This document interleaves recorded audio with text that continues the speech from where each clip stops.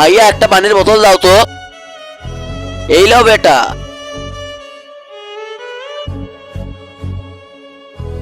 আরে বাবা দাঁড়াও। আরে কি হয়েছে বেটা, বোতল কেন ফেলতে দিচ্ছ না?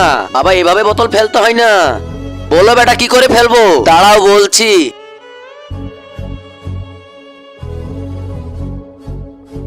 দেখো বাবা এইভাবে ফেলতে হয়। বেটা এভাবে কেন ফেলবো?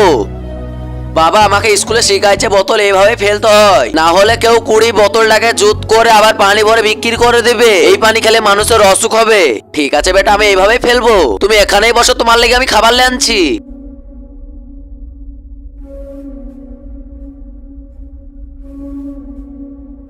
শুনেছি 10 জন যখন আমিন বলে তখন সেই দোয়াটা কবুল হয়ে যায়, তাই আমি দোয়া করে দিলাম এই ভিডিওটা যে লাইক করে চ্যানেলটা সাবস্ক্রাইব করে দিবে, আল্লাহ তাআলা তাদের পরিবারের জন্য অনেক ভালো রাখে।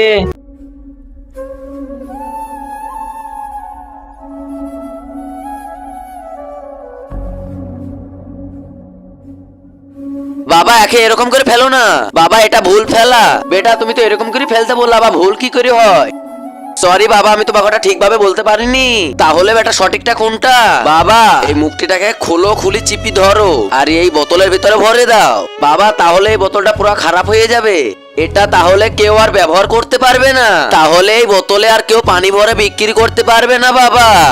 হ্যাঁ বেটা তুমি ঠিক বলেছো, বোতল আমি এবার এভাবেই ফেলবো।